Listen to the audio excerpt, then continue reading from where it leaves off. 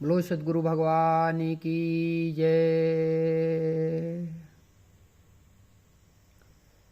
परम गुरुदेव परम पूज्य स्वामी श्री श्री श्री 1008 स्वामी महेश्वरानंद जी के चरणों में साष्टांग प्रणाम।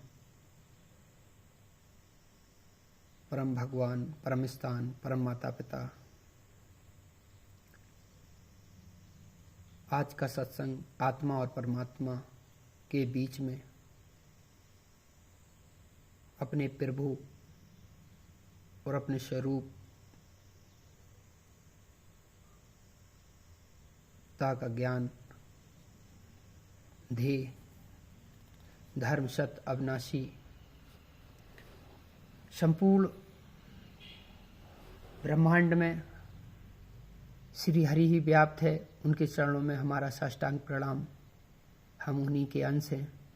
इसी के साथ में चलते हैं भगवान से चर्चा। हे मनुष्यों, संसार मात्र में रमण करने वाले ये सब कुछ अपना मान रखा है और परिवार पालन के लिए चोरी, गलत तरीके से धन प्राप्ति, दूसरों के भाग्य धन का अनुसरण, दूसरे का धन हथियाना, ये सब करने के बाद अगर मन नहीं भरा तो पर सुख छीनता है, दूसरों का सुख छीन लेता है। अगर इतने में भी तसल्ली नहीं हुई तो दूसरों का सुख छीनना चाहता है।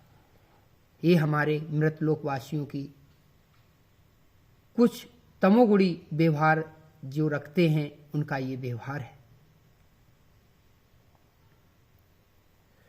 और भी कोई कई प्रकार के कुटिलता, नीचता, कामना की इच्छा होती रहती है। ऐसे लोगों को भगवान क्या करे, गुरुदेव क्या करें, कैसे अधम गति में डाला जाए, इनके व्यवहार, कर्तव्य कर्मों को, जो वास्तविकता है, इनको कैसे पथ पर लाया जाए। ये सब हरि ही कर सकते हैं। उनकी जब कृपा होगी तभी ये तमोगुणी, क्रूरता, दुष्टहीनता, तभी ये समर पाएंगे।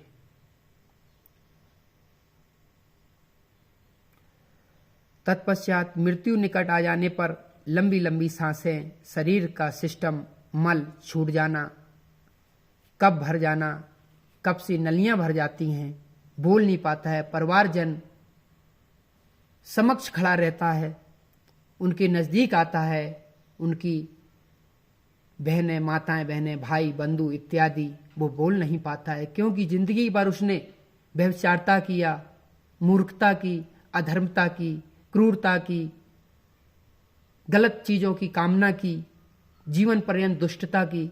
लास्ट में वो अपने परिजनों से भी अपनी अच्छे बुरे की शब्दावली भी नहीं बोल पाता है।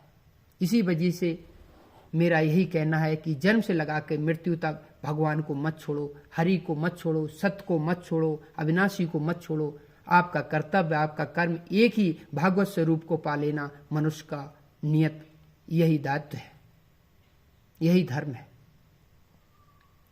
बंद हो जाना, मलमूत्र छूट जाना, बोल ना पाना, अंत गति भयानक उत्पन्न होती है। कुछ तो नरक यही भोग लेता है, फिर बचा हुआ नरक जो कि बताते हैं शास्त्र हमारे 99,000 योजन यमराज के साथ सफर करता है। नरक के लिए जीव भोगने चला जाता है, फिर अनेक योनियों के बाद पुनः मनुष्य योनि में आता है। भक्ति कर लो, भगवान का भजन कर लो, समझ लो, विचार कर लो, स्वरूप को जान लो, अपनी आत्मा को जान लो, संसार को जान लो। ये सब जानते जानते कि किसमें कितना आनंद है, उसी को पकड़ लो। संसार में आनंद नहीं है, सुख मात्र एक भ्रम है। ये भ्रम कुछ पलों के लिए है, एक ना एक दिन समय के चक्र में सब कुछ छूट जाना ही उत्तम है। काम करो, काम के लिए मना नहीं करे, ऐश्वर्य भोगो, धर्म पूर्वक ऐश्वर्य को भोगो। भगवान मना नहीं करते हैं, आपके कर्मों का फल मिला है, आप भोगिए। आपको मना नहीं कर रहे, पर धर्म पूर्वक भोगिए। ये नहीं कि आपके कर्मों का फल उदय हुआ है तो आप तमोगुणी से, राक्षसपन से आप ऐश्वर्य भोगो, ऐसा भगवान ने नहीं कहा है। ऐश्वर्य भी भोगो तो सतोगुण सत्य से धर्म से भोगो।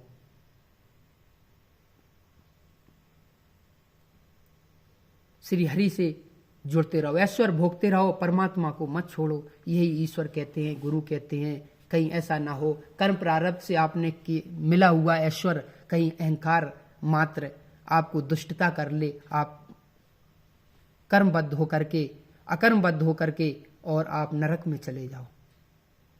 गुरु परमात्मा उचित ही बताते हैं, परमात्मा कभी गलत नहीं बताते हैं। गुरु कभी गलत रास्ता नहीं दे करता है अपने भक्त को। और गुरु हर हमेशा अपने भारतवर्ष के लिए, दूसरों के लिए ही अपना जीवन गुरु का ही होता है। साधुओं का दूसरों के लिए ही जीवन होता है। पर्यंत हम छोटे बुद्धि वाले व्यक्ति, कुटिल बुद्धि वाले व्यक्ति, हम स्वयं अपने लिए सोचते हैं ये संसार हमारा है, हम ही सब कुछ है।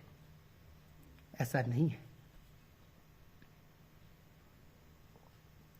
मनुष्य योनि को प्राप्त हुए जीव की गति क्या है?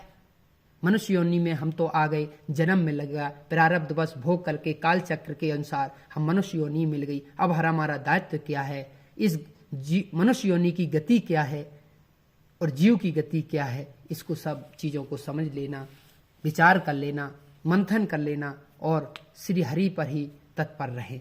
यही मेरा अनुग्रह लगातार आप लोगों से कहना है और हम स्वयं अपने लिए यही विचार करते रहते हैं।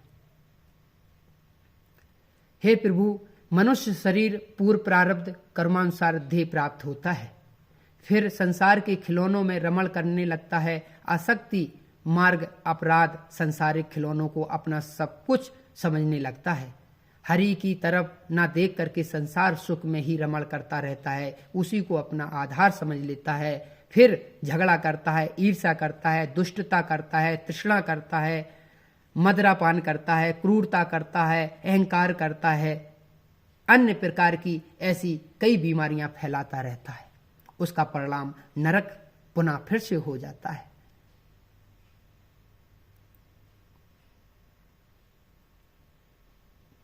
ये परमात्मा की अनवरचनीय एक माया है, इससे भयभीत रहो, इससे आपको छू ना सके। संसार में रहते हुए कमल जैसे विचरण करो, आपको संसार छू ना पाए।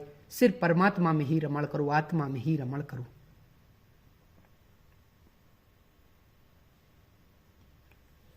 फिर माया से अपने स्वरूप को स्मृति नष्ट हो जाने के कारण तरह तरह के कष्ट उठाता रहता है और समाज में वैर ठानता रहता है, लड़ाइयां करता रहता है। समाज में गृहस्थ आश्रमियों के बीच में आपस में झगड़ा, तीव्रता, क्रूरता इत्यादि, उसका 24 घंटे में मन ही नहीं लगेगा जब तक कोई क्रूरता नहीं फैला लेगा। ये उसके भाव बने रहते, क्योंकि संसार में समझ रखा है उसने।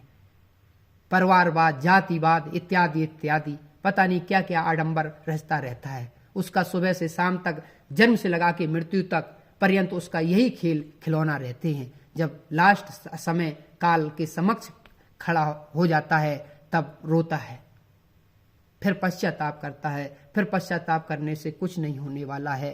अभी जाग जाओ, अभी समय है, जागो।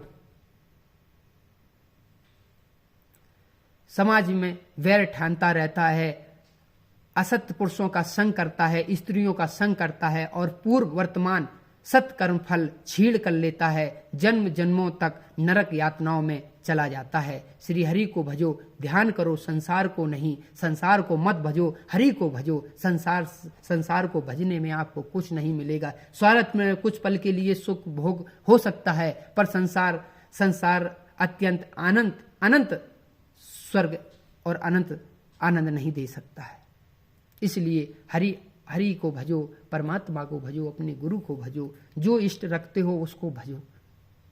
जो आपका धर्म कहता है, सत्य कहता है, अविनाशी कहता है, गुरु कहता है, अपनी माता पिता कहते हैं, उनकी सद्बुद्धि द्वारा उनकी बात का प्रयत्न करो, उनका मानना।